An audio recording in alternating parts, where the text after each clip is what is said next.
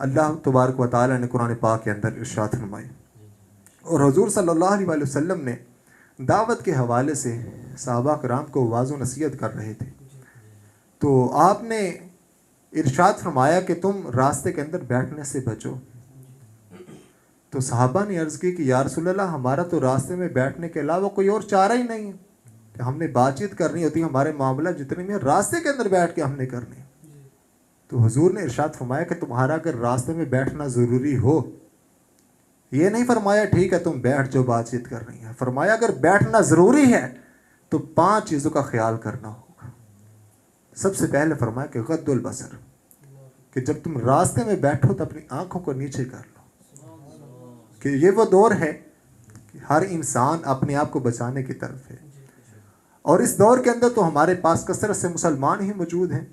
تو ہمارا جو طریقہ کار ہے وہ مسلمانوں تک محدود ہو سکتا ہے الا، مگر جب حضور نے ارشاد فرمایا تھا اس دور کے اندر تو کافر بھی موجود تھے، اور اگر غض البصر کو دیکھا جائے تو ہو سکتا ہے حضور نے اس لیے فرمایا ہو کہ جب کفار کی عورتیں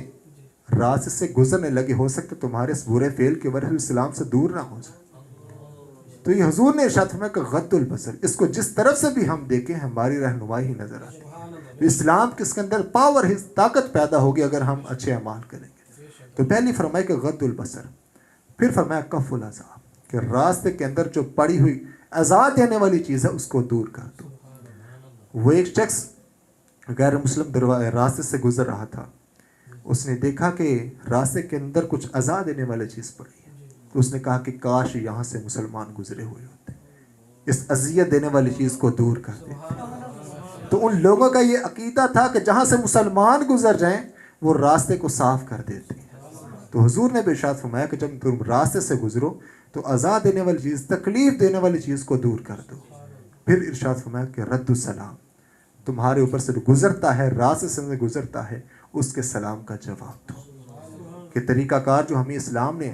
دیا ہے وہ یہ ہے کہ جو سواری پر ہے وہ پیدل کو سلام کرے گا، اور جو پیدل ہے وہ بیٹھے ہوئے کو سلام کرے گا۔ تو فرمایا کہ رد السلام، سلام کا جواب دو۔ اور یہ اسلام کا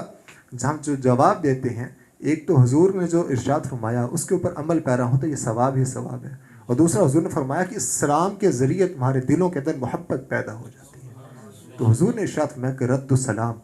تم سلامتی کا جواب دو۔ پھر فرمایا امر بالمعروف، کہ نیکی کا حکم دو،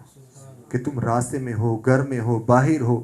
کسی جگہ میں بھی ہو، دوستوں کی بیٹھک میں بیٹھے ہوئے ہو، تو تم نیکی کا حکم دو۔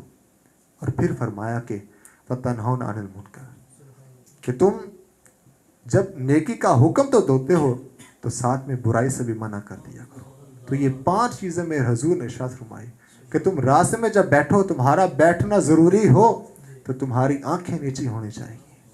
اور راستے کے اندر تکلیف دہ چیز ہے اس کو دور کر دو، جو تمہارے اوپر سلام بیچتا ہے اس کی سلامتی کا جواب دو، اور جو تمہارے پاس کوئی شخص موجود ہوتا ہے، تمہارے کو بہن بھائی ہے، رشتہ دار ہے، جو بھی ہے، اس کو تم نیکی کا حکم دو اور برائی سے منع کرو۔ تو جب ہم ان 5 چیزوں کے اوپر عمل کر لیں گے تمہارا راستے کے اندر بیٹھنا جائز ہو جائے گا۔ اور اگر ہم اس کو حدیث کی روح سے دیکھیں، حضور کا فرمان دیکھیں، تو بھی ثواب کا ثواب ہے، اور اگر ہم اس کو اسلام کے اوپر لے کے آتے ہیں تو یہ اسلام کو اس چیز سے طاقت ملتی ہے۔ ہو سکتا ہے کہ ہم راستے میں بیٹھے ہوں، کوئی شخص گزر رہا ہو جو مسلمان نہیں ہے، تو ہماری اگر آنکھیں حیا کی وجہ سے نیچے ہو جاتی ہیں تو وہ ایسا ہو سکتا ہے کہ وہ ہمارے اس چھوٹے سے عمل کی وجہ سے اسلام کی طرف آ جائے۔ تو یہ 5 چیزیں حضور نے ارشاد فرمائی کہ جب تم راستے میں بیٹھنا تمہارے لیے ضروری ہو، ان 5 چیزوں پر عمل کر لیا کرو، تب تمہارا بیٹھنا جائز ہے۔ تو ان 5 چیزوں کو ہم اگر دیکھیں تو ایک تو حدیث ہے، اور دوسرے اس حدیث کے اندر رب ذوالجلال کے محبوب پیغمبر صلی اللہ علیہ وآلہ وسلم نے ہمیں نیکی کی دعوت دی ہے کہ اللہ کا جو فرمان ہے، رسول اللہ کا جو فرمان ہے، ان لوگوں تک کس طرح ہم نے پہنچانا ہے۔